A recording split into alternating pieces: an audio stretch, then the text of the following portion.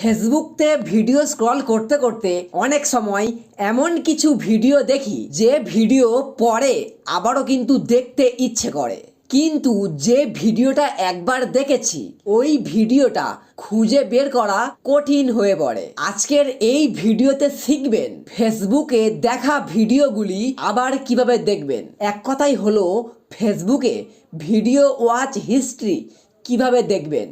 তার জন্য আপনি আপনার ফেসবুক অ্যাপতে চলে যাবেন, দেখবেন ওপরে কিন্তু অনেকগুলো অপশান থাকবে। প্রথমে রয়েছে হোম অপশান, তারপরে দেখবেন ভিডিও অপশান, তারপরে থাকবে ফ্রেন্ড রিকোয়েস্টের অপশান। তো আপনি এখান থেকে ভিডিও এই অপশানতে ক্লিক করবেন।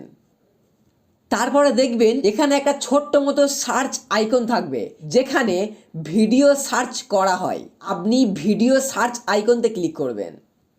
তো আপনি অনেক দিন আগে যে ভিডিওটা দেখেছিলেন, দেখা ভিডিওগুলি বের করার জন্য দেখবেন এখানে লেখা রয়েছে ভিডিও ইউ হ্যাভ ওয়াচ।